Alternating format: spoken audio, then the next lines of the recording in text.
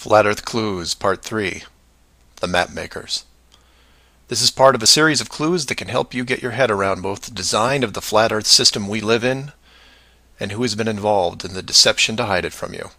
This clue looks into the USGS, otherwise known as the map makers of the world, and a few surprising things that they and others have in common with the flat Earth idea.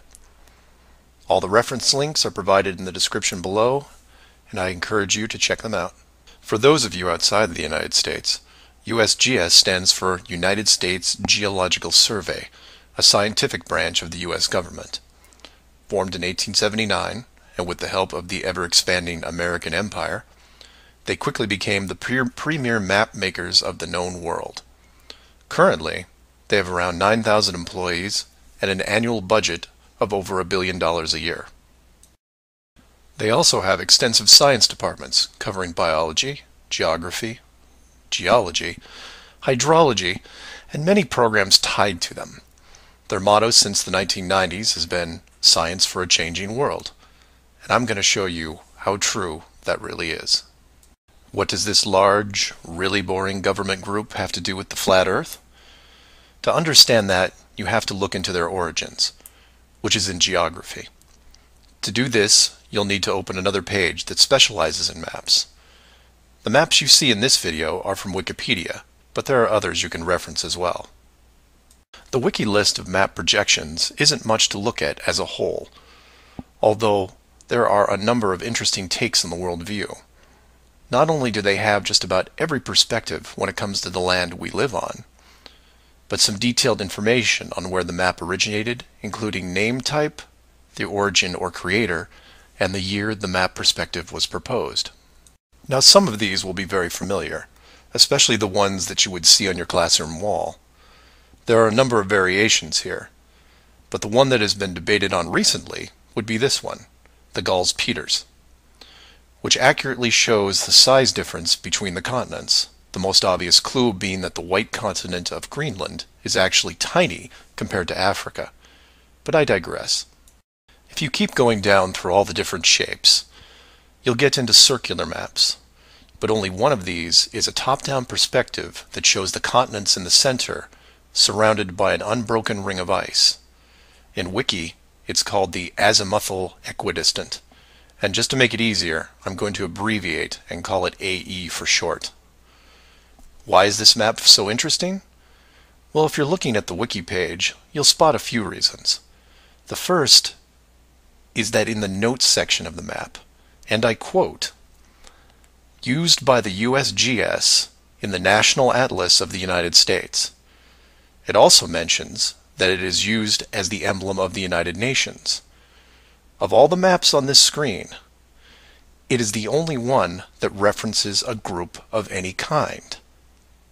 And if you keep this page open and navigate over to the Flat Earth section of Wiki, you'll notice towards the bottom of the page a similar map.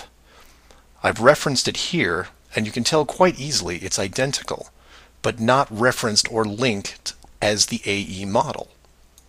To make things even more strange, we go back to the USGS model, and you see that it was first proposed 1,000 years ago, and you may think, well, that's a bad link.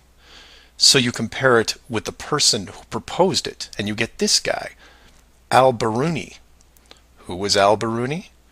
Well, he lived around 1,000 years ago and was considered one of the greatest scholars of his era, schooled in multiple sciences. Have you ever heard of him? I hadn't. Maybe it's multiple bad references in Wiki. Well, no, because NASA knows who he is and named this moon crater after him. So why is the USGS using a version of the world map designed by a 1,000-year-old Persian scientist? Because it's correct. That's why. So to be clear, let's compare them again.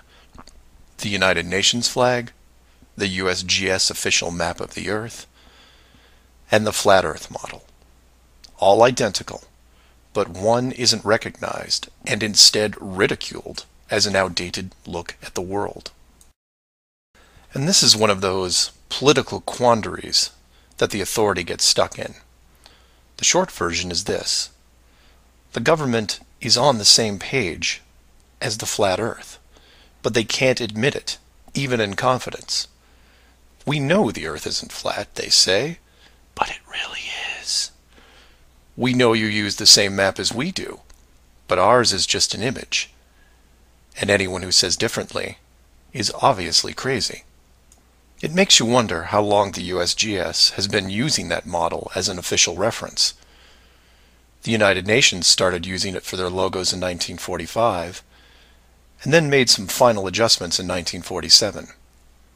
And the UN flag also raises a few questions, like, why isn't Antarctica represented on the map? Is it supposed to be assumed in the outer circle, or perhaps the spiky olive branches on the outside? They don't mention it anywhere online. And this is what I like to focus on: the gaps, the holes in the plot, the unanswered questions. The USGS using the same map as the flat Earth, but not saying why, not recognizing it, or that you can't link the very same image from the Flat Earth Wiki back to the actual AE definition of the projection. The authority figured out in the 1950s all of the borders of our enclosed world, and have done a great job hiding it over the decades. But the world's a complex place, and there are clues out there just lying around. I think it's time you saw some of them. So do some of your own research and ask questions. Please feel free to email me at msargent23@comcast.net or 303-494-6631.